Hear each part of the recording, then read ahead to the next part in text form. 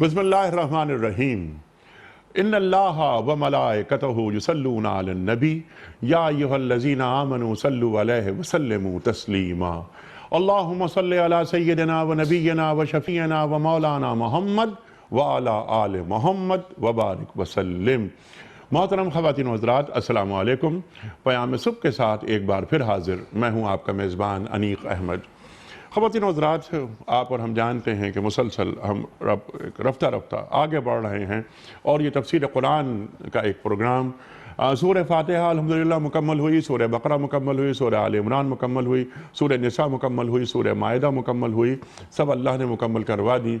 और ख़वातीन व हज़रात, उसके बाद हम अब सूरह अनआम पर गुफ्तगू करवा रहे हैं अपने अहद के मुमताज़ जय्यद उलमा से, और कुरान करीम सीख रहे हैं। ख़ास तौर पर यह बात कि कुरान करीम की ये आयात हमसे क्या मुखातबत करती हैं और शान नुज़ूल इन आयात का क्या था। कल जो हमने बात की, आपकी खिदमत में बहुत सारी बातें आईं और बहुत सारे ये आयात खुली सामने, मौज़ूआत सामने आए।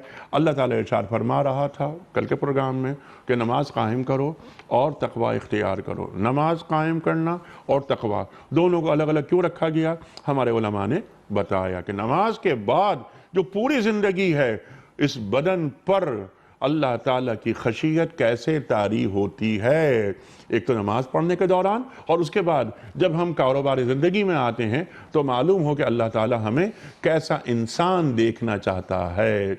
बात मुकम्मल होने के बाद फिर हमने बात करवाई कि अल्लाह ताला ने आसमानों को और ज़मीन को बरहक पैदा किया, और फिर अल्लाह ताला जब चाहेगा क़यामत आ जाए, क़यामत आ जाएगी। कुन फ़यकून पर भी कल तफ़सीलन गुफ्तगू हुई।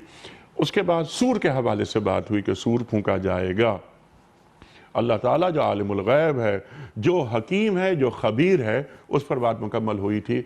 डॉक्टर हबीबुर रहमान आसिम साहब ने एक बहुत अच्छी बात कल फरमाई थी, बहुत सी बातों के साथ साथ, कि ये क़यामत के दिन सूर कब फूंका जाएगा, पहला सूर कब होगा, दूसरा सूर कब आएगा, वगैरह वगैरह, इनके दरमियान मुद्दत कितनी है। ये तमाम बातें कुछ अहादीस में आई हैं, कुछ रिवायात हैं इस सिलसिले में बहुत सारी। लेकिन डॉक्टर साहब ने जो एक नुक्ता तालीम किया, वो ही नुक्ता बड़ा अहम है कि हमें इन डिटेल्स में, तफसीलात में जाने से गुरेज करते हुए तवज्जो इस बात पर रखनी चाहिए कि क़यामत के लिए हमने तैयारी कितनी कर रखी है।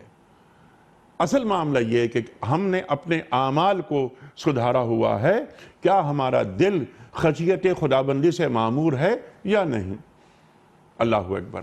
ख़वातीन हज़रात, अब हम ज़रा आगे बढ़ेंगे। आज की जो आयात हैं, मौजूद तब्दील हो रहा है और तब्दील नहीं भी हो रहा। यहाँ तब्दील होने से मुराद ये कि यहाँ पर अब जो गुफ्तगू थी मुशरिकीन मक्का के हवाले से, जो हम बार बार ये अर्ज़ कर रहे हैं कि ये सूरह अनाम मक्की दौर की आखिरी वक्त की ये सूरत है जो नाजिल हो रही है।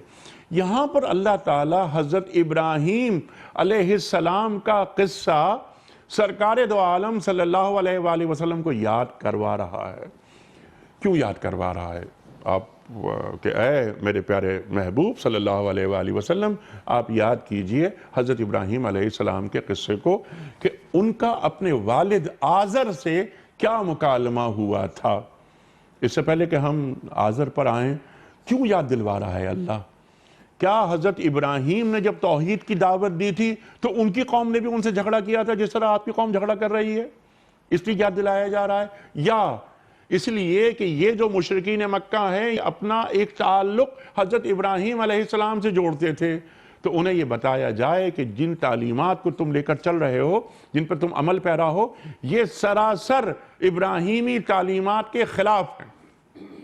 एक बात तो ये, फिर ये आज़र से जो मुकालमा, फिर इसमें एक नरमी है और क्या मुकालमा हो रहा है, फिर इस तमाम वाक़े का एक पस मंज़र है। हज़रत इब्राहीम अलैहिस्सलाम 2100 क़ब्ल मसीह में ज़ुहूर पाते हैं। हम बात करवाएंगे अपने मोहतरम उलमा से कि हमें बताएं कि वो कौन से हालात व वाक़यात थे कि हज़रत इब्राहीम अलैहिस्सलाम का ज़िक्र अल्लाह ताला फरमा रहा है। वालिद से आपका मुकालमा होता है कि मैं आपको खुली गुमराही में पाता हूँ। आप क्या करते हैं कि बुत बनाते हैं, और ये बुत नहीं बनाते, इन बुतों को खुदा बना देते हैं आप। اللہ اکبر۔ اللہ تعالیٰ پھر ارشاد فرماتا ہے کہ ہم نے ابراہیم علیہ السلام کو کیا کیا کہ زمین اور آسمان کی سلطنت اپنی بادشاہی دکھائی۔ کیا مطلب اس بات کا کہ کیا اللہ تعالیٰ نے ابراہیم علیہ السلام کو پورے زمین و آسمان کی سیر کرائی اور اپنے تمام تر جو کمالات ہیں اور کمال قدرت ہے اس سے ایک آگہی بخشی ابراہیم علیہ السلام کو، تاکہ ابراہیم علیہ السلام یقین پانے والوں میں شامل ہو جائیں۔ اللہ اکبر۔ کیا ایک رسول، ابو الانبیاء حضرت ابراہیم علیہ السلام، انہیں بھی یقین کے حصول کے لیے کچھ مشاہدے درکار تھے۔ ایک بات یہ، یقین کسے کہتے ہیں؟ کیا شکوک و شبہات کا بالکل ہٹ جانا اس کو یقین کہا جاتا ہے؟ سوالات بہت سارے ہیں، انشاءاللہ ہم رکھیں گے اپنے محترم علماء کی خدمت میں۔ خواتین و حضرات، کراچی میں تشریف فرما ہے مفتی نذیر احمد خان صاحب۔ مفتی صاحب، سبحان اللہ سبحان اللہ۔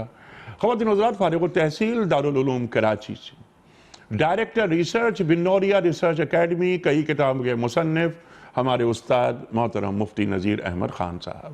اور خواتین و حضرات، اسلام آباد میں تشریف فرما ہیں محترم مفتی سید عدنان کاکا خیل صاحب۔ مفتی صاحب، بہت شکر گزار آپ کا، آج بھی ہم آپ سے بہت کچھ سیکھیں گے۔ خواتین و حضرات، میں کیا عرض کروں، آپ کے تعارف میں کلمات ضائع کرنے کے مترادف ہے۔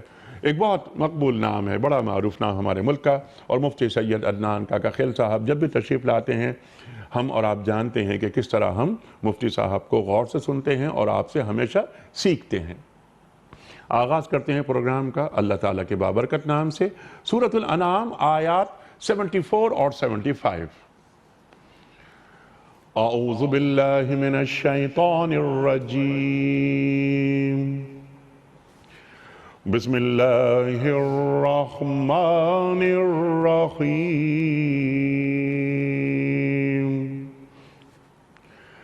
وَإِذْ قَالَ إِبْرَاهِيمُ لِأَبِيهِ آزَرَ أَتَتَّخِذُ أَصْنَامًا آلِهَةً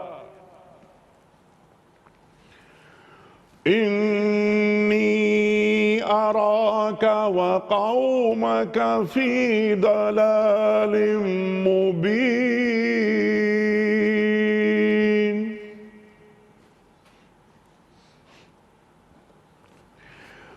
وَكَذَلِكَ نُرِي إِبْرَاهِيمَ مَلَكُوتَ السَّمَاوَاتِ وَالْأَرْضِ وَلِيَكُونَ مِنَ الْمُوقِنِينَ۔ صدق اللہ العظیم۔ ابراہیم علیہ السلام کا واقعہ یاد کیجئے، جب ابراہیم علیہ السلام نے اپنے باپ آزر سے کہا تھا، کیا آپ بتوں کو خدا بناتے ہیں؟ میں تو آپ کو اور آپ کی قوم کو کھلی گمراہی میں پاتا ہوں۔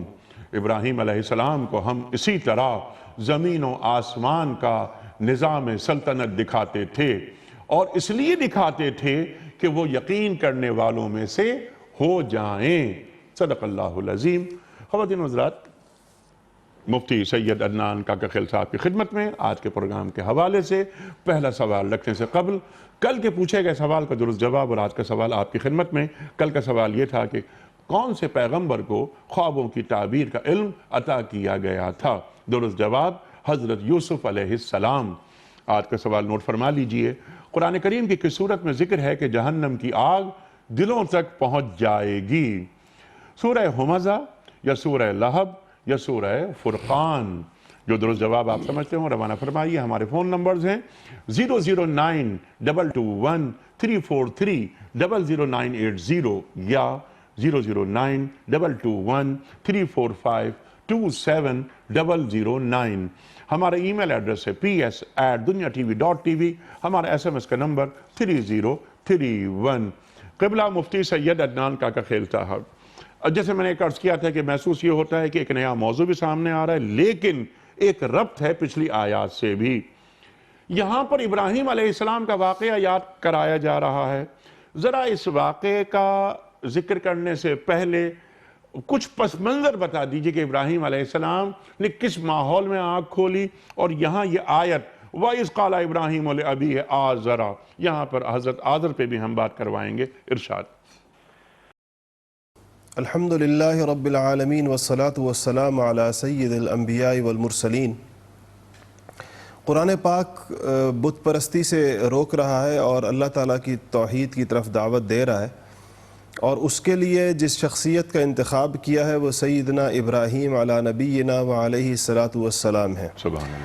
سیدنا ابراہیم علیہ السلام عرب کے اندر بھی، عرب کے پورے معاشرے میں بھی، چونکہ وہ ان کے جد امجد تھے، عرب ان کی نسل ہیں، اس وجہ سے بھی، اور چونکہ وہ ابو الانبیاء بھی ہیں، بنی اسرائیل کے خاص انبیاء علیہ السلام آپ کو تمام جزیرۃ العرب میں موجود تمام لوگ تسلیم کرتے ہیں. یہودی بھی مانتے ہیں، عیسائی بھی مانتے تھے، مشرکین مکہ بھی مانتے تھے.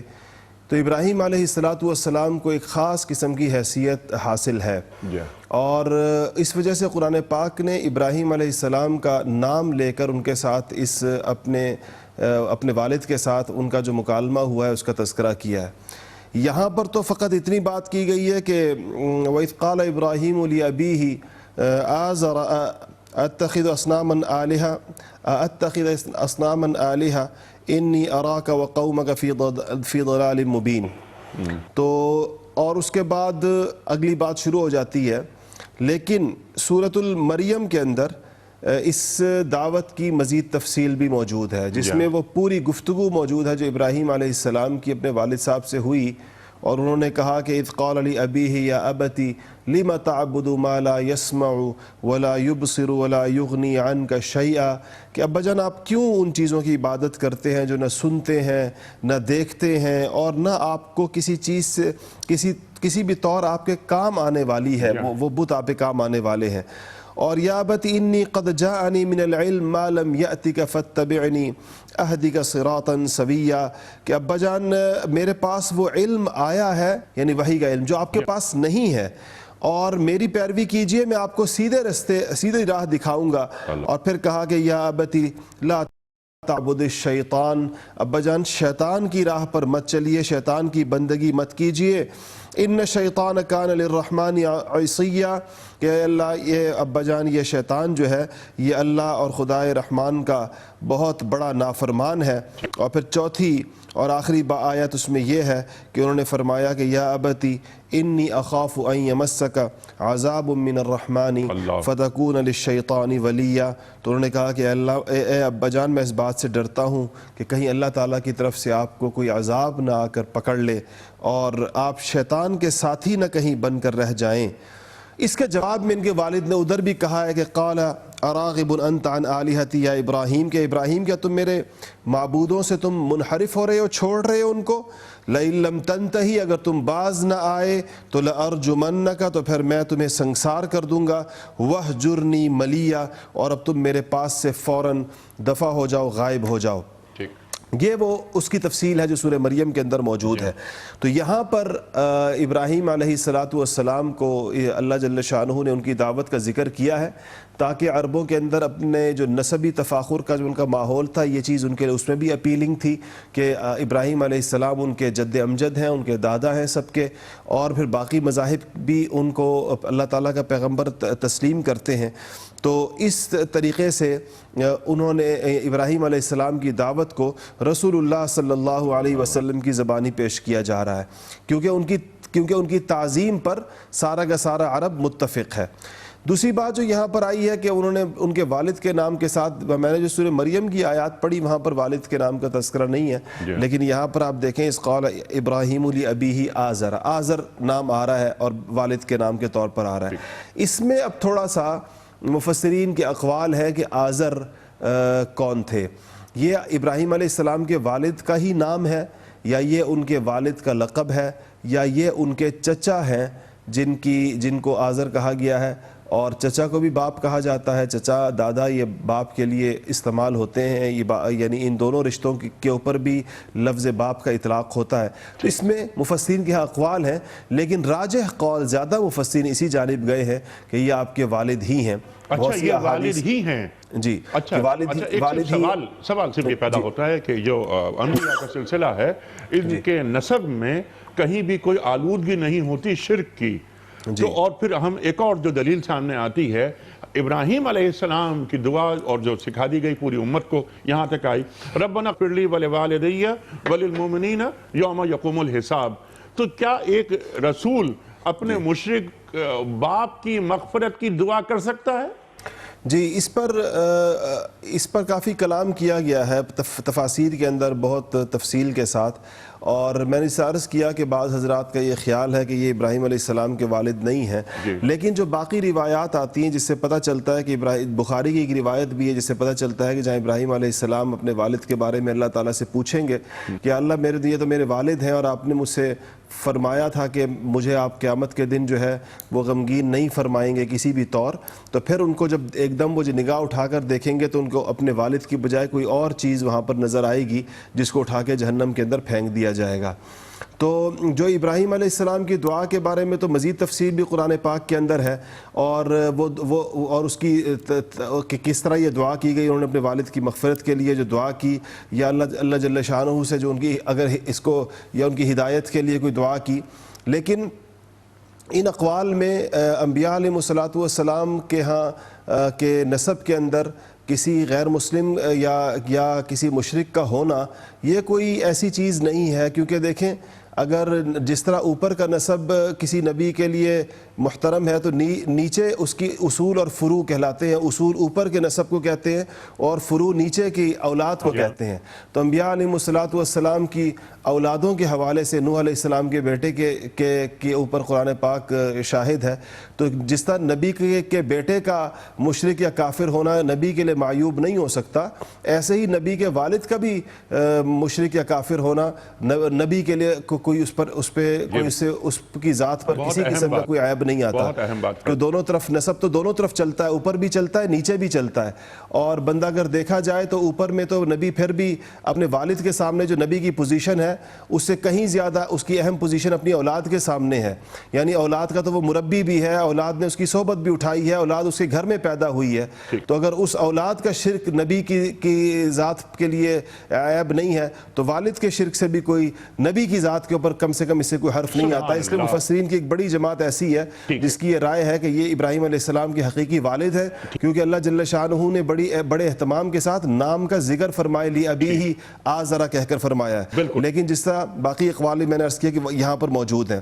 تیسری بات یہ جو یہاں پر ہمیں اس آیت کے ساتھ ہی فوراً پتہ چل رہی ہے کہ دیکھیں کہ اپنی جو اصلاح کا عمل ہے اور عقائد کی اعمال کی وہ ابراہیم علیہ السلام اپنے گھر سے شروع کر رہے ہیں اور اپنے والد کو دعوت دے رہے ہیں۔ اس سے ہمیں پتہ چلا کہ ہمیں بھی جب ہم لوگ اللہ تعالیٰ کسی کو ہدایت دے اور اس کو دوسروں کی فکر جب لاحق ہو جائے تو اس کو ابتدا اپنے گھر سے کرنی چاہیے اور اپنے گھر میں بات کرنی چاہیے۔ اور اس میں یہ بات آپ ہمارے ذہن میں کبھی کبھی آتی ہے کہ ہمارے خاندان کے بعض بزرگ ایسے ہوتے ہیں جو بڑے واجب الاحترام ہوتے ہیں لیکن وہ درست رستے پر نہیں ہوتے، تو کیا اپنے کسی واجب الاحترام بزرگ کو صحیح رستے کی دعوت دینا اس احترام کے خلاف ہے؟ تو ایسا نہیں ہے۔ اگر وہ اس کے احترام کے خلاف ہوتا تو ابراہیم علیہ السلام اپنے والد کو یہ دعوت نہ دیتے۔ ابراہیم علیہ السلام نے جس طرح یہ دعوت دی، اس سے پتہ چلتا ہے کہ جتنے بھی کسی کی عمر بڑی ہو اور کس قدر وہ خاندان میں واجب الاحترام ہو، اگر وہ کسی غلط رستے پر چل رہے ہوں تو حکمت کے ساتھ پورے ادب کو ملحوظ رکھتے ہوئے اور ان کو درست رستے کی طرف ان کی رہنمائی کرنی چاہیے اور ان کو ہدایت کی طرف اللہ تعالیٰ کی طرف دعوت دینی چاہیے۔ ٹھیک ہے، سبحان اللہ سبحان اللہ، بہت تفصیلاً آپ نے اس کا جو بنیادی مقدمہ ہے وہ آپ نے واضح کر دیا۔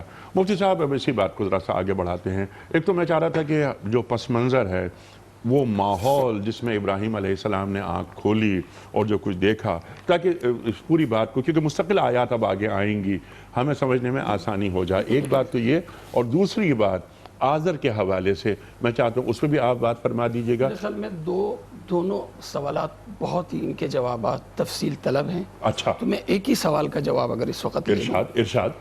حضرت مفتی صاحب نے تفصیل سے ماشاءاللہ کلام کیا اور بہت مؤثر کلام کیا۔ قرآن کریم کی یہ آیات ہیں نازل ہو رہی ہیں ایک اس ماحول میں جس ماحول صلی اللہ علیہ وسلم ایک وہ ماحول ہے جو حضرت ابراہیم علیہ السلام کا ہے. آپ حضرت ابراہیم علیہ السلام جس ماحول میں پیدا ہوئے اس کا مختصر خلاصہ عراق کا ملک ہے. عراق ایک تو موجودہ عراق ہے، ایک اس وقت کا عراق. موجودہ عراق یوں کہہ لیں کہ شمال کی طرف کم، مغرب کی طرف زیادہ، جس میں لبنان بھی داخل تھا. اس کا مرکزی شہر ار کہلاتا تھا. اور اسی ار میں اس کو کہتے تھے رب البلد، یعنی سب سے بڑا جو خدا ہوتا تھا اسے ننار سے تعبیر کیا جاتا تھا. اور پھر آگے ایک دوسرے شہر کی طرف جب منتقل ہوا تو اسے پھر شماس کے نام سے یاد کیا جاتا تھا. یہاں کے جو لوگ تھے ستارہ پرست تھے. اسی حوالے سے آگے جو مکالمہ آ رہا ہے وہ اسی حوالے سے آ رہا ہے کہ ستارہ پرست تھے. اور ستارہ پرست ستاروں کی شبیہیں انہوں نے بنائی ہوئی تھی، اور کم و بیش انیق صاحب وہ شبیہیں کوئی 5000 کے لگ بھگ تھی. 5000 کے لگ بھگ.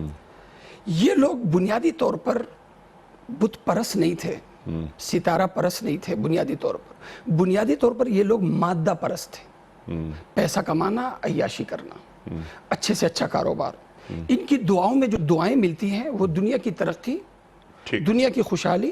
گویا کہ جو بتوں کو استعمال کرتے تھے وہ اپنی دنیاوی کامیابی اور خوشنودی کے لیے کہ ہمارے دنیا کے جو کام ہیں وہ کہیں نہ رک جائیں. یعنی گویا مذہب کو معیشت کے لیے استعمال کیا جاتا کرتے تھے، خدا کی خوشنودی کے لیے استعمال نہیں کرتے تھے. یہ تھے ان کے مذہبی عقائد تھے. اچھا، یہ جو طبقے تھے یہاں جو رائج تھا وہ طبقاتی نظام تھا. ایک طبقہ تھا جو فوجی اور شاہوں کا طبقہ، جو عمیلوں کے نام سے معروف تھا. اور ایک طبقہ متوسط طبقہ تھا جو مسکینوں کے نام سے، جس میں تاجر ہوتے تھے، بڑے بڑے مزارع ہوتے تھے. اور ایک غلام طبقہ تھا، غریب طبقہ، جسے اردو کے نام سے یاد کیا جاتا ہے. حضرت ابراہیم علیہ السلام کے خاندان کا تعلق عمیلوں سے تھا. بادشاہ سے بڑا قریب کا تعلق. بلکہ یہاں تک جیسے وزیر اعظم ہوتا ہے اسی طرح خاص وزارت عظمیٰ والی حیثیت حضرت ابراہیم علیہ السلام کے والد امجد کو حاصل تھی. اب دیکھیں انیق صاحب، ماحول قرآن جو پیش کر رہا ہے وہ یہ کہ دیکھیں خوشحال ملک ہے، مادیت سے مالا مال ملک ہے. حضرت ابراہیم علیہ السلام اکیلے ہیں، نہ ماحول ساتھ دے رہا ہے، نہ حکومت ساتھ ہے، حتیٰ کہ گھر اور والد تک ساتھ نہیں ہے. اگر کوئی چیز ان کے ساتھ ہے تو وہ ہے طلب، جستجو. سبحان اللہ. قرآن ہمیں یہ بتا رہا ہے کہ دیکھو یہ دنیا اگر ظلمت، کفر اور شرک کی تاریکیوں میں ڈوب جائے، کہیں کتاب سے روشنی، کہیں کتاب والے سے روشنی نہ ملے، لیکن انسان کا دل اگر روشن ہو، حق کی تلاش میں ہو، تو اللہ تعالیٰ ایسے وقت میں بھی رہنمائی فرما لیتا ہے جیسے اللہ تعالیٰ نے حضرت ابراہیم علیہ السلام کی رہنمائی فرمائی، اور جیسے اللہ تبارک و تعالیٰ نے اصحاب کہف کی رہنمائی، جس طرح ایک مشرکانہ ماحول میں اللہ تعالیٰ نے رہنمائی فرمائی. طلب اندر ہو، تڑپ اندر ہو، طلب. جب یہ طلب ہوتی ہے تو اللہ تبارک و تعالیٰ راستہ دکھاتا ہے. ہم عموماً ہوتے ہیں حالات کا رونا روتے ہیں، مخالفتوں کا رونا روتے ہیں. یہ بتائیے حضرت ابراہیم علیہ السلام اکیلے ہیں. قرآن کریم بطور خاص ابی کا ذکر کرتا ہے، وہ ابی کا. اور قرآن کریم جیسے بتایا تھا کہ قرآن کریم انبیاء کرام علیہ السلام کے ناموں کا ذکر کرتا ہے. انبیاء کے علاوہ باقی کسی کا سوائے ایک صحابی کے باقی کسی نام کا ذکر نہیں، لیکن ہاں القاب کا ذکر ضرور ہے. جیسے حامان ہے، قارون ہے، فرعون، یہ نام نہیں ہیں، یہ القاب ہیں. اسی بنیاد پر ہمارے مفسرین کرام میں ابن عاشور لے لیں، ابن کثیر، ابن جریر، یہ بڑے مفسرین ہیں، پائے کے مفسرین. ان حضرات کا کہنا یہ کہ یہ آزر اصل میں نام، اس میں سب کا اتفاق ہے. امام جوینی شافعی نے اتفاق نقل کیا کہ طارح یہ ہے اصل نام حضرت ابراہیم علیہ السلام کے والد کا. لیکن ایک ہوتا ہے نام اور ایک ہوتا ہے لقب، جس لقب کے ساتھ وہ معروف ہوتے ہیں. تو آزر جو ہے یہ اگرچہ نام نہیں لیکن لقب ہے. اگر یہ آزر چچا ہوتے، ایک سوال جو میں دلائل دے رہا ہوں، اگر یہ چچا ہوتے تو دیکھیں آپ جانتے ہیں انیق صاحب کہ عرب کے لوگ انساب کے بڑے ماہر تھے، نسب کے بڑے ماہر تھے. اگر نام غلط بتاتا قرآن تو وہ ضرور اعتراض کرتے. اس کا مطلب ہے کہ قریش بھی جانتے تھے کہ یہ نام ہے ان کے والد جو معروف تھے آزر کے نام سے، یہ وہی ہیں. نمبر 1. اگلا آپ نے ایک سوال کیا تھا کہ انبیاء کا خاندان، جو حدیث پاک بھی ہے کہ انبیاء کا جو نسب ہوتا ہے، خاندان، چاہے اصول کے لحاظ سے ہو چاہے فروع کے لحاظ سے ہو، وہ ہر گندگی سے پاک ہوتا ہے. جس کا ایک مؤثر جواب حضرت مفتی صاحب نے عنایت کیا. لیکن ایک جواب جو دوسرا ہے وہ انیق صاحب وہ یہ ہے کہ دیکھیں خاندانی نسب ایک ہوتا ہے جس طرح انسانی اخلاق اور ایمانی اخلاق، دو الگ الگ چیزیں. ٹھیک ہے، جب ہم بات کرتے ہیں نسب کی تو انسانی اعتبار سے ہم کرتے ہیں، ایمانی اعتبار سے نہیں. انسانی اعتبار سے جب ہم کرتے ہیں تو انسانی حوالے سے، انسانیت کے حوالے سے انبیاء کا جو خاندان ہوتا ہے وہ صاف ترین خاندان ہوتا ہے. لہٰذا انبیاء کا جو خاندان ہے وہ ہر قسم کی فحاشی سے، بدکاری سے، ہر قسم کی اخلاقی غلاظتوں سے وہ پاک ہوتا ہے. اور چاہے جائے کہ شرک، لیکن جہاں تک شرک کا تعلق ہے، جہاں تک شرک اور کفر کا تعلق ہے، یہ ایمانی اخلاق کے تقاضوں میں سے ہے، انسانی اخلاق کے تقاضوں میں سے نہیں ہے. یہ اچھی طرح سمجھ لیں. ایک کافر صحیح النسب ہو سکتا ہے، ایک کافر شریف النسب ہو سکتا ہے انسان ہونے کے اعتبار سے، لیکن اگر وہ مسلمان ہو اور پھر وہ مشرک ہو تو پھر اس کو ہم شریف النسب نہیں کہہ سکتے، کیونکہ شرک جو تقاضا ایمان کا ہے انسانیت کا نہیں ہے. ٹھیک ہے، ایمان جو تقاضا ہے، لہٰذا ایمانی حوالے سے جو مفسرین کرام کا، اس میں اصل میں انیق صاحب زیادہ تحقیق میں ہم اس لیے نہیں جانا چاہتے کہ آذر پہ جب ہم بحث کرتے ہیں، جیسے آپ نے بھی ایک دو سوالات اٹھائے. ایک سوال آپ نے یہ اٹھایا کہ ربنا اغفر لی ولی والدیّ. دیکھیں انیق صاحب، کچھ دعائیں برائے تعلیم ہوتی ہیں، ٹھیک ہے، امت کو تعلیم کرنے کے لیے کہ تم کیا کرو گے. یقیناً. ٹھیک ہے، اب جب امت کی تعلیم کے لیے کچھ دعائیں ہوتی ہیں تو حضرت ابراہیم علیہ السلام نے جو یہ دعا کی یہ امت کی تعلیم کے لیے کی. باقی جو اپنے والد کے لیے جو استغفار کی تو قرآن کریم میں بڑی صراحت ہے. وَمَا كَانَ اسْتِغْفَارُ إِبْرَاهِيمَ، اور یہ دعا حضرت ابراہیم علیہ السلام بھی پڑھ رہے ہیں. وَمَا كَانَ اسْتِغْفَارُ إِبْرَاهِيمَ لِأَبِيهِ إِلَّا عَن مَّوْعِدَةٍ وَعَدَهَا إِيَّاهُ. اب یہ جو آیت ہے انیق صاحب، اس کا اب کیا کریں گے؟ اس میں یہ کہ حضرت ابراہیم علیہ السلام نے وعدہ ضرور کیا تھا اپنے والد سے کہ میں آپ کے لیے مغفرت کی دعا کروں گا، لیکن اللہ تعالیٰ نے جب ان پر حقیقت کھول دی تو پھر حضرت ابراہیم علیہ السلام منع. بہرحال ہمارے جذبات یہی ہیں کہ حضرت ابراہیم علیہ السلام سے اصول اور فروع جتنے ہیں اللہ کرے سبھی جنتی ہوں. ٹھیک ہے، اور شرک سے پاک ہوں. شرک سے پاک، یہ ہماری دعا ہے. لیکن جب تحقیق پہ بات کرتے ہیں تو پھر جذباتیت نہیں ہوتی. عدنان کاکڑ صاحب نے بھی یہ بات بالکل واضح کر دی کہ وہ فروع میں بھی اگر کوئی تبدیلی ہو، یعنی ایسا کوئی شرک وغیرہ یا نافرمانی، اللہ تعالیٰ کی اطاعت میں اگر کہیں کمی ہے تو وہ معاملہ رسول کے ساتھ نہیں ہے. ٹھیک ہے، اب اسی بات کو ذرا آگے بڑھاتے ہیں. مفتی سید عدنان کاکڑ صاحب، بنیادی گفتگو آپ دونوں حضرات نے عطا فرما دی، اور حضرت ابراہیم علیہ السلام، وہ زمانہ، پس منظر، ان کے مذہبی عقائد، اور اس کے ساتھ ساتھ جو معاشرتی طبقات، وہ بھی مفتی نذیر صاحب نے بیان فرما دیے. اب ذرا ہم اس آیت کو ذرا سا اور آگے لے کے جاتے ہیں. حضرت آذر پہ بھی آپ دونوں حضرات نے بات فرما دی اور بہترین گفتگو نکل کر سامنے آ گئی کہ حضرت آذر حضرت ابراہیم علیہ السلام کے والد. اچھا، اتتخذ اصناما آلہہ، بتوں کو الہ کیوں کہہ رہے ہیں ابراہیم علیہ السلام؟ الہ جس سے لوگ اپنی مرادیں اور منتیں اور جس سے سارا تعلق رکھتے ہیں تو وہ سارے اللہ کے غیر کی چیزیں، وہ بت جو ہیں وہ الہ کہلاتے ہیں. ٹھیک ہے، اور ظاہر بات ہے کہ چونکہ وہ لوگ اپنی مانگنا اور منتیں، مرادیں، تمام چیزیں انہی بتوں سے مانگتے تھے، تو ابراہیم علیہ السلام اپنے تعجب کا اظہار فرما رہے ہیں کہ آپ نے یہ اپنے ہاتھوں سے بنے ہوئے جو بت ہے اور اس سے آپ ساری کی ساری توقعات اور امیدیں بھی باندھے بیٹھے ہوئے ہیں اور ان کو آپ ان سے مانگتے بھی ہیں. ایک فرق الہ کے اندر بعض مفسرین نے لکھا ہے کہ ذاتی الہ کا اور صفاتی الہ کا، کہ بعض لوگ دو قسم کے مشرک ہوا کرتے تھے.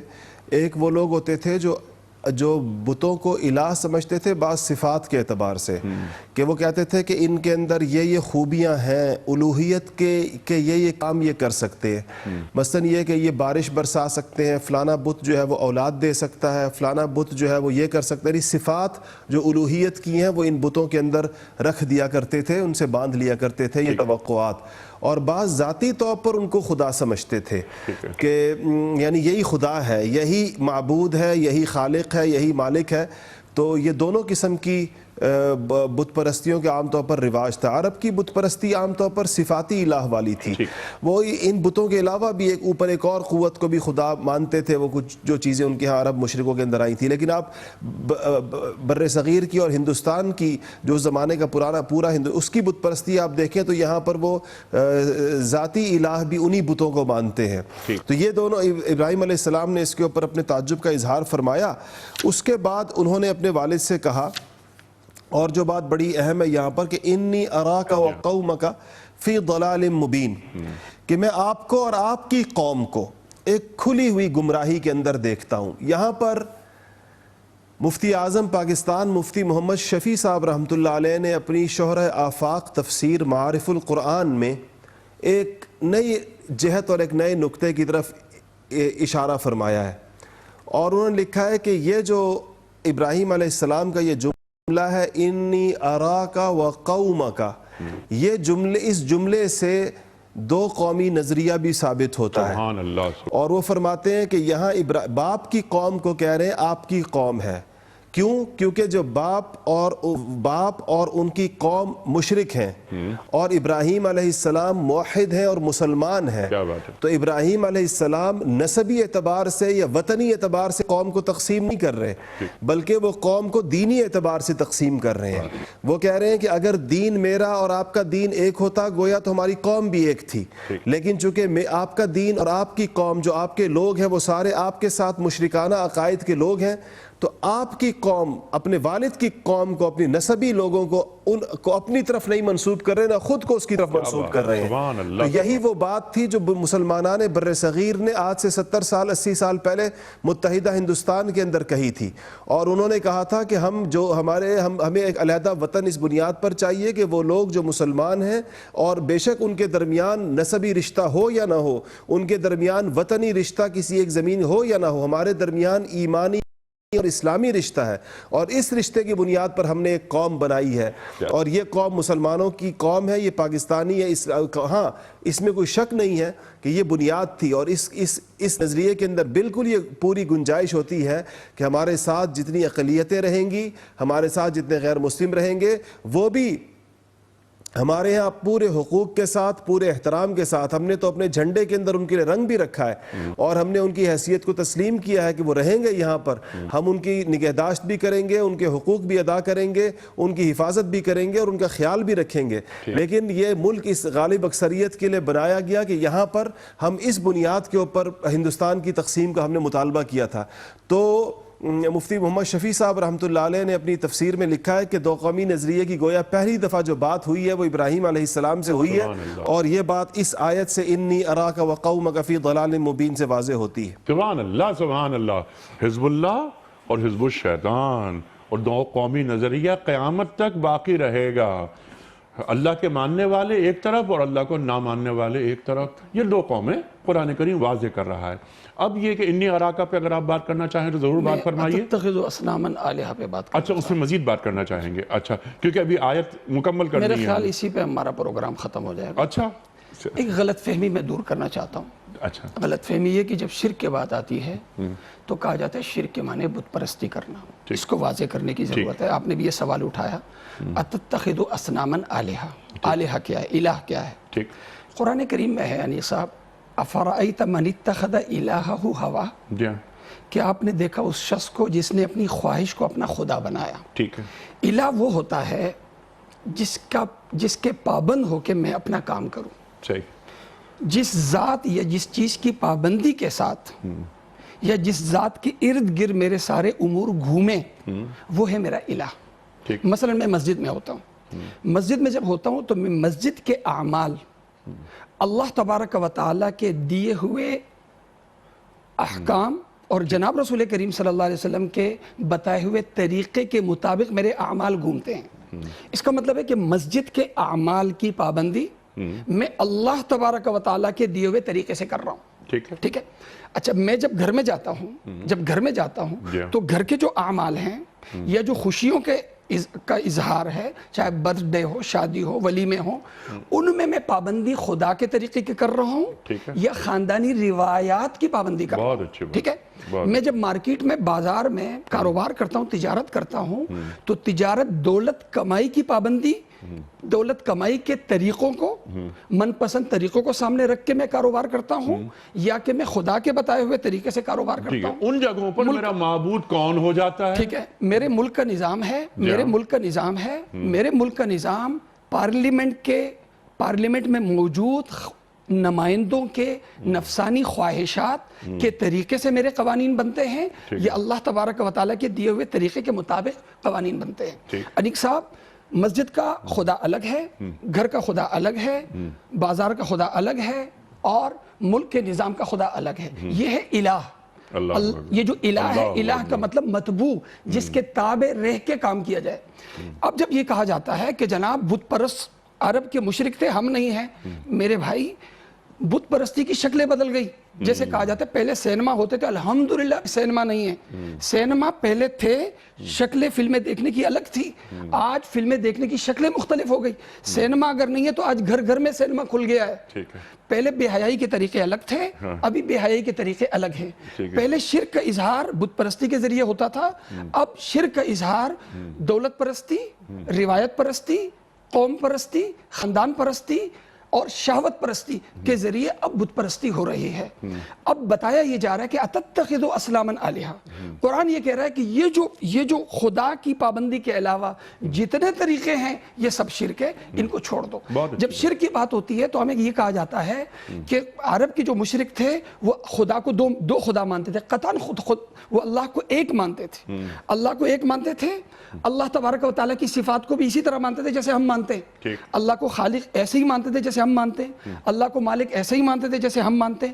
لیکن اللہ تعالیٰ کی کچھ صفات کے منکر تھے، خاص طور پہ حاکم نہیں مانتے تھے. عرض کر رہا ہوں بعض صفات کے منکر تھے، جیسے اللہ تعالیٰ معید بھی ہے، بدی مانتے تھے لیکن معید نہیں مانتے تھے.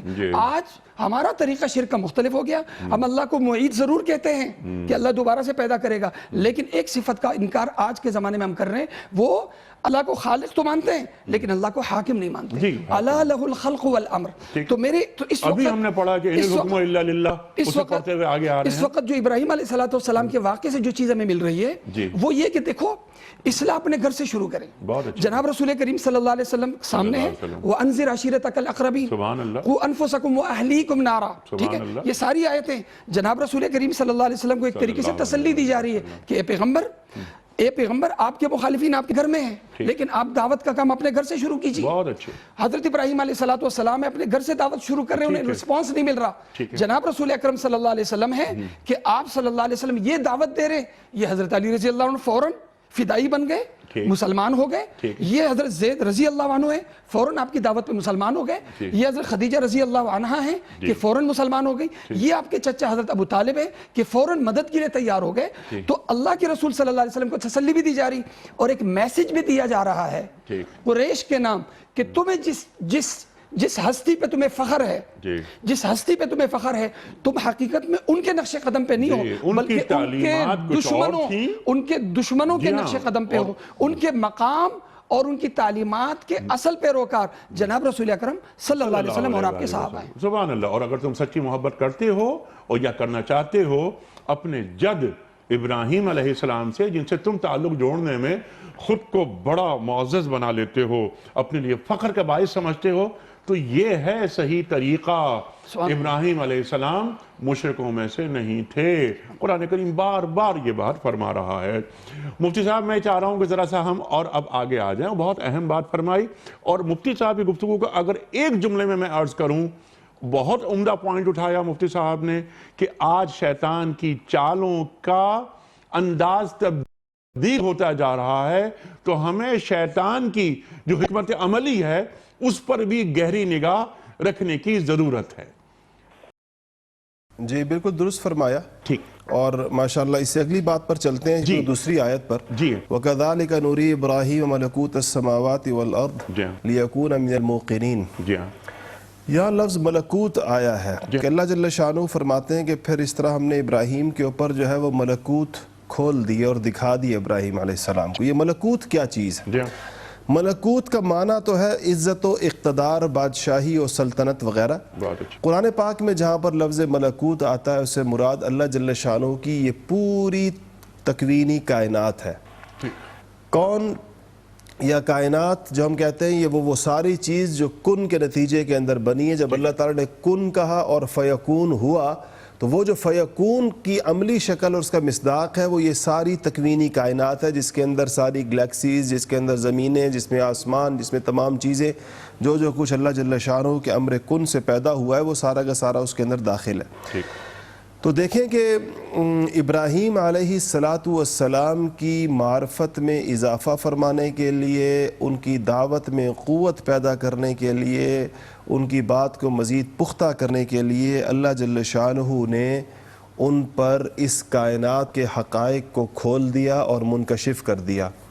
اور یہ جب کائنات ان پر کھلی ہے تو اس کے نتیجے میں مزید لیکون من الموقنین، قرآن نے اس کا سبب بھی بیان فرمایا ہے کہ اب ان کے ایقان میں اور ان کے ایمان میں، ان کے یقین میں مزید اضافہ ہو گیا ابراہیم علیہ السلام کے۔ اب مفتی صاحب میرے دو سوالات ہیں آپ کی خدمت میں۔ ایک پہلا سوال تو میرا یہ ہے کہ وَكَذَلِكَ نُرِي إِبْرَاهِيمَ مَلَكُوتَ السَّمَاوَاتِ وَالْأَرْضِ، اللہ تعالیٰ نے اپنی جو بادشاہت ہے آسمانوں کی اور زمین کی وہ ان کے سامنے کھول دی۔ اس کو ذرا واضح کر دیجئے کس طرح اللہ تعالیٰ نے اپنی بادشاہی کو عیاں کر دیا۔ اور میں نے انٹرو میں ایک سوال رکھا تھا کہ اللہ تعالیٰ فرما رہا ہے وَلَيَكُونَ مِنَ الْمُوقِنِينَ، اور اس طرح ابراہیم علیہ السلام یقین کرنے والوں میں شامل ہو گئے۔ کیا نبی اور کیا رسول کو بھی اللہ تعالیٰ پر ایمان لانے کے لیے کچھ مشاہدات درکار ہوتے ہیں؟ تب اللہ تعالیٰ یہ فرما رہا ہے کہ اب یہ یقین پانے والوں میں شامل ہو گئے۔ الف لام میم ذالک الکتاب لا ریب فیہ ھدی للمتقین الذین یؤمنون بالغیب، ذرا جوڑ دیجئے اس بات کو۔ بسم اللہ۔ بہت اہم بات ہے یہ جو آپ نے فرمائی ہے۔ پہلی بات جو آپ نے فرمائی ابراہیم علیہ السلام کے تعلق سے کہ اللہ نے کیا کھولا، تو میں نے عرض کیا کہ جب تک ملکوت کی جو ہم نے تعریف کر دی کہ ملکوت اللہ جل شانہ کی اس پوری تکوینی کائنات کو کہتے ہیں، تو اللہ جل شانہ نے اس کائنات کے وہ سربستہ راز ابراہیم علیہ السلام کے اوپر عیاں فرما دیے۔ اور دیکھیں جو اہم بات یہاں پر ہے وہ یہ ہے کہ اس کائنات کے راز سائنسدانوں پر بھی کھلتے ہیں ان کی محنت اور تسخیر کی کوششوں کے نتیجے میں، اور انبیاء علیہ السلام پر بھی کھلتے ہیں، اور اللہ کے نیک بندوں اور عارفین پر بھی کھولے جاتے ہیں، ہر ایک کے درجے اور منصب کے مطابق اللہ کے ولیوں پر بھی کھولے جاتے ہیں۔ لیکن چونکہ ہر ایک کا مطمع نظر مختلف ہوتا ہے، اس لیے اس پر اتنی ہی اس کھلنے سے اتنا ہی فائدہ ہوتا ہے جتنی چیز اس کے پیش نظر ہوتی ہے۔ اگر ہم نے کوئی کائنات کے کسی راز کو فقط اپنے کسی فوری کام کے لیے، کام میں لانے کے لیے ہم اس کو کھولنا چاہیں یا اس کی تسخیر کی کوشش میں مصروف ہوں تو وہ چیز بھی عطا ہو جاتی ہے۔ ہم نے چیزیں نکالی، زمین سے خزانے نکالے، وہ بھی تکوینی چیزیں تھیں، اور ان کو جو ہمیں فوری اس کی ضرورت تھی ہم نے استعمال کر لیا اور وہ ہمارا وہ کام پورا ہو گیا۔ انبیاء علیہ السلام چونکہ فقط حیات عاجل کے لیے نہیں آتے بلکہ وہ عاجل کو بھی ساتھ پیش نظر رکھتے ہیں، وہ فقط دنیاوی زندگی کی کامیابیاں نہیں بتاتے، وہ اخروی زندگی کی بھی بتاتے ہیں۔ تو انبیاء علیہ السلام پر جب کائنات کھلتی ہے تو وہ اس کے خالق و مالک کی صفات کی، اس کی قدرت کی وسعتوں کی، اس کے خلاق العالم ہونے کے اوپر اور اس کی بادشاہت کی وسعتوں کے اوپر، اس کی قوت، طاقت، قدرت، ان چیزوں کی گہرائیاں ان کے اوپر منکشف ہوتی ہیں۔ اور یہ چیز انبیاء، یہ لیکون من الموقنین کا مطلب یہ ہے کہ وہ ایقان یا ایمان والے ہو جائیں۔ دیکھیں ایک ایقان اور ایمان کے درجات ہیں۔ انبیاء علیہ السلام کو یقیناً اس کے اعلیٰ ترین درجات حاصل ہوتے ہیں، لیکن اس میں جو مزید ایک اضافہ اور ترقی ہوتی ہے، اس میں جو مزید ایک اعلیٰ پیمانے کے اوپر اللہ جل شانہ اس کو مزید بڑھاتا ہے ان کے لیے، وہ ان چیزوں کے ذریعے سے ہوتا ہے۔ جس طرح ابراہیم علیہ السلام نے خود اللہ تعالیٰ سے جو اس کا مطالبہ فرمایا تھا کہ میں تاکہ مزید ماننے والوں میں سے ہو جاؤں، میں تاکہ یا اللہ مجھے دکھائیں اپنی اس اولم یؤمن قال بلا، وَلَٰكِن لِيَطْمَئِنَّ قَلْبِي، وہ جو دوسری آیت کے اندر آیا تو اللہ نے پوچھا کیونکہ یہ اللہ میں بالکل ایمان رکھتا ہوں ان چیزوں کا، یعنی ان چیزوں کا اطمینان بھی چاہتا ہوں، ایک خاص قسم کا اطمینان دل کا جو آنکھوں کو دیکھ کر جو دل کو ملتا ہے، جو انسان کو اللہ تعالیٰ نے اعضاء و جوارح سے پیدا کیا ہے، تو اس کی وجہ سے، ورنہ یہ ایمان بھی پہلے سے اللہ عطا فرمایا ہوا ہوتا ہے، ایقان بھی پہلے سے موجود ہوتا ہے، لیکن ان کے اندر اللہ اس ذریعوں سے ایک ترقی عطا فرماتا ہے۔ اس آیت سے جو چیز ہمیں سمجھ میں آتی ہے وہ یہ کہ یہاں پر جو بڑی ضروری ہے کہ کائنات کی وسعتوں کا علم انسان کے ایمان میں، اس کے ایقان میں، اس کی معرفت میں اضافہ کرتا ہے۔ یہ جتنے سائنسی علوم ہیں، جتنی چیزیں ہم حاصل کرتے ہیں، اس کا یہ لازمی نتیجہ نکلنا چاہیے، یہ اس کا نتیجہ ہے۔ یہ انبیاء علیہ السلام پر بھی کائنات کھولی گئی ہے، اور یہ کائنات آج ہم بھی اس کے راز کھولنے کی کوششوں میں مصروف ہیں، لیکن ان کوششوں کے جہاں اور فوری اور وقتی نتائج حاصل ہونے چاہیے، جو ہماری زندگیوں کو آسان بنانے کے لیے، علم کو بڑھانے کے لیے، اس کے ساتھ ساتھ یہ بات ہمیں سمجھنی چاہیے کہ اس کے نتیجے کے اندر ہماری معرفت میں، اللہ تعالیٰ کی پہچان میں، اور اللہ تعالیٰ کی ذات و صفات کی وسعتوں کو پہچاننے کے اندر اس کو کارگر ہونا چاہیے۔ اور اگر یہ نہیں ہو رہی تو اس پر ہمیں اپنے نظام پر غور کرنا چاہیے کہ ہمیں یہ نظام کیوں نہیں، ہمیں یہ نتائج کیوں حاصل نہیں ہو رہے ہیں۔ کیونکہ جس طرح مفتی صاحب نے فرمائی، بہت اہم بات فرمائی کہ ایک غیر مسلم بھی اس کائنات پر غور کرتا ہے، وہ بھی ستارے، چاند، سورج انہیں دیکھتا ہے اور اس کائنات کو دیکھ رہا ہے، لیکن اس پر ریسرچ کر رہا ہے، اس کا مطمع نظر کچھ اور ہے۔ ایک کلمہ گو، ایک امتی سرکار دو عالم صلی اللہ علیہ وآلہ وسلم کا، وہ بھی ان علوم کی طرف جاتا ہے۔ کیا یہ علوم اسے خالق کائنات تک پہنچا رہے ہیں یا نہیں؟ اس پر غور کرنے کی ضرورت ہے، ورنہ تعلیم تو حاصل کرتے ہی رہتے ہیں، سب کر لیتے ہیں، لیکن تعلیم میں توحید کی شمولیت ضروری ہے۔ مفتی صاحب کنکلوڈ فرما دیجئے کہ آج ہم نے کیا سیکھا، کیا تقاضا ہے ان دونوں آیات کا، 74 اور 75 سورہ انعام۔ بصارت اور بصیرت۔ ٹھیک۔ بصارت کام کرتی ہے جب بصیرت ساتھ ہو۔ ٹھیک۔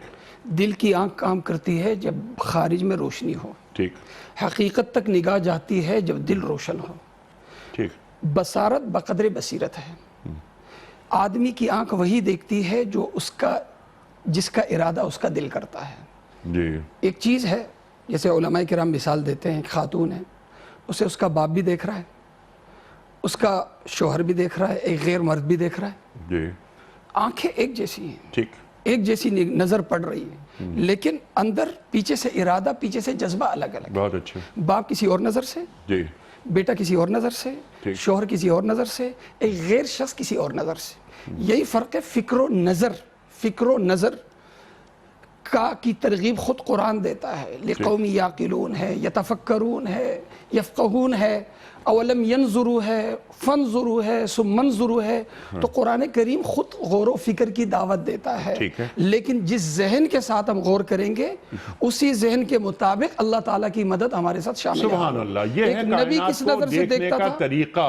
اور ایک بات جو بہت اہم آپ نے فرمائی تھی، ایک بات اور، جی، ایمان بالغیب اور ایمان بالمشاہدہ۔ ٹھیک ہے، سبحان اللہ۔ انبیاء کا جو ایمان ہوتا ہے وہ ایمان بالمشاہدہ ہوتا ہے، اور وَكَذَلِكَ نُورِي إِبْرَاهِيمَ۔ سبحان اللہ، سبحان اللہ، سبحان اللہ، سبحان اللہ۔ اور ایک اور بات جو آپ نے فرمائی تھی، اور مفتی عدنان کاکخیل صاحب نے یہ فرمائی تھی، حضرت ابراہیم علیہ السلام یہاں پر اپنے والد صاحب سے مکالمہ کر رہے ہیں، اور کس طرح دلائل کے ساتھ، استدلال کے ساتھ بات ہو رہی ہے۔ انذر عشیرتک الاقربین، اللہ اکبر۔ پہلے جو قریبی لوگ ہیں ان تک دعوت کا سلسلہ، ابلاغ کا سلسلہ، ان تک پہلے پیغام پہنچایا جائے، سب سے مشکل کام، جو کہ سب سے مشکل کام ہے، لیکن پہل اولیت اسے حاصل ہے۔ آپ نے ایک اور آیت پڑھی تھی یہاں پر، قُوا أَنفُسَكُمْ قُوا أَنفُسَكُمْ وَأَهْلِيكُمْ نَارًا۔ اللہ اکبر۔ ایمان والوں سے اللہ تعالیٰ مخاطبت فرما رہا ہے کہ اپنے آپ کو اور اپنی عیال کو اللہ کی وہ جو آگ ہے، وہ قُوا أَنفُسَكُمْ وَأَهْلِيكُمْ نَارًا، آگ سے بچاؤ، محفوظ رکھو۔ یہ ذمہ داری ہماری ہے کہ میں نے کہا مشکل اس لیے کہ گھر والوں کے لیے اور اپنے خاندان والوں کے لیے خود کو نمونہ بنانا پڑتا ہے، جو بہت مشکل کام ہے۔ جی، قرآن سکھانے کے لیے، دوسروں کو بتانے کے لیے تو تقریر کافی ہوتی ہے، اپنوں کو بنانے کے لیے خود کو نمونہ بنانا پڑتا ہے۔ سبحان اللہ، اپنا کردار قرآن کریم کے مطابق ڈھالنا پڑتا ہے۔ اس کے ساتھ ساتھ قرآن کریم پہ گھر والوں سے بات کرنا ہے، بیوی بچوں سے مجھے بات کرنی ہے تو پہلے مجھے قرآن کریم خود سیکھنا پڑے گا، سبحان اللہ، سبحان اللہ۔ میرے علم میں اضافہ ہوگا تب میں خود انہیں پہ بلانے نافذ کے کرنا پڑے گا۔ جی کردار، وہی کردار، نافذ کردار۔ پہلے مجھے معلوم تو ہو کہ قرآن کیا ہم لوگ، ہم مسلمان، ہم کلمہ گو کیا قرآن کریم پڑھ رہے ہیں، سمجھ رہے ہیں، سیکھ رہے ہیں، اپنے بچوں کو سکھا رہے ہیں۔ اس کے بعد قوا انفسکم واہلیکم نارا۔ مفتی صاحب آپ کا بڑا ممنون، مفتی عدنان کاکا خیل صاحب، اللہ سلامت رکھے آپ کو، جس طرح آپ بات فرماتے ہیں، قرآن کریم سمجھانے کا جو دل نشی انداز ہے آپ کا، سبحان اللہ سبحان اللہ۔ خواتین حضرات، ہمارے علماء کو اللہ سلامت رکھے، کتنی اہم گفتگو دیکھی آج، کتنے اہم نکات سامنے آئے، اور آج کاش ہم ان باتوں پر عمل کریں، کاش معلوم ہو کہ ہمیں جو باتیں مفتی صاحب نے فرمائیں، جو باتیں کاکا خیل صاحب نے فرمائیں، یہ کتنی اہم باتیں ہیں۔ یہاں قرآن ہم سے مکالمہ کر رہا ہے، ہمیں نصیحت کرتا ہے، بار بار کہتا ہے۔ میں تو ایک بات بار بار یہ عرض کرنے کی کوشش کرتا ہوں کہ ایسا نہ ہو کہ اللہ کے رسول صلی اللہ علیہ وآلہ وسلم ہمیں دیکھ کر وہ یہ نہ کہیں کہ یا رب ان قوم اتخذوا ھذا القرآن مہجورا، یا اللہ یہ میری وہ قوم ہے جس نے قرآن کو چھوڑ دیا تھا۔ ایسا وقت نہ آئے، خدا نہ خواستہ۔ اختتام ہوتا ہے پروگرام کا، خواتین حضرات یہی موضوع چل رہا ہے، کئی دنوں تک چلے گا۔ بہت اہم سوالات۔ اب جب رات آ رہی ہے، رات آنے کے بعد ابراہیم علیہ السلام ستارہ دیکھ رہے ہیں، کیا یہ میرا رب ہے؟ نہیں، وہ ڈوب جاتا ہے۔ چاند، کیا یہ میرا رب ہے؟ نہیں، ڈوب گیا۔ سورج، یہ تو سب سے بڑا دیوتا ہے، یہ میرا رب ہے، ڈوب گیا۔ جب اللہ تعالیٰ نے سماوات کی، آسمانوں کی، زمین کی سیر کرا دی، تو پھر ابراہیم علیہ السلام کیوں کہہ رہے ہیں یہ بات کہ کیا یہ تارا میرا رب ہے؟ کیا یہ چاند میرا رب ہے؟ کیا یہ سورج میرا رب ہے؟ یہ سوالات کل رکھیں گے ہم۔ آج کا سوال کوئز کا، اور کل کا سوال جو رکھا تھا ہم نے آپ کی خدمت میں، کون سے پیغمبر کو خوابوں کی تعبیر کا علم دیا گیا تھا؟ درست جواب حضرت یوسف علیہ السلام۔ آج کا سوال نوٹ فرما لیجئے۔ قرآن کریم کی کس صورت میں ذکر ہے کہ جہنم کی آگ دلوں تک پہنچ جائے گی؟ سورہ ہمزہ یا سورہ لہب یا سورہ فرقان؟ جو درست جواب آپ سمجھتے ہیں روانہ فرمائیے۔ ہمارے فون نمبرز ہیں 0092214300980 009221345270009۔ ہمارا ای میل ایڈریس ps@dunyatv.tv، ہمارا SMS کا نمبر 3031۔ یہ وقت ہے قرآن دازی کا۔ کل کے پوچھے گئے سوال کا درست جواب بتانے والوں کے مابین قرآن دازی اور مفتی نذیر احمد خان صاحب اعلان فرمائیں گے آج کے ونر کا۔ زرینہ انیس، کراچی۔ زرینہ انیس صاحبہ کراچی سے آپ کو کتابوں کا تحفہ مبارک۔ اختتام ہوتا ہے پیام صبح کا روزانہ ایک قول پر، اور وہ قول ہوتا ہے صاحب نہج البلاغہ کا، امیر المومنین حضرت علی مرتضیٰ کرم اللہ وجہہ کا۔ آپ فرماتے ہیں کہ علم سے جہالت کی مخالفت کرو، یعنی علم کے ذریعے اس کا خاتمہ کر دو۔ اللہ اکبر۔ قرآن کریم ارشاد فرماتا ہے کہ هل يستوي الذين يعلمون والذين لا يعلمون، جو صاحبان علم ہیں وہ اور جن کے پاس علم نہیں وہ دونوں برابر کیسے ہو سکتے ہیں؟ کل تک کے لیے اپنے میزبان انیق احمد کو اجازت، خدا حافظ۔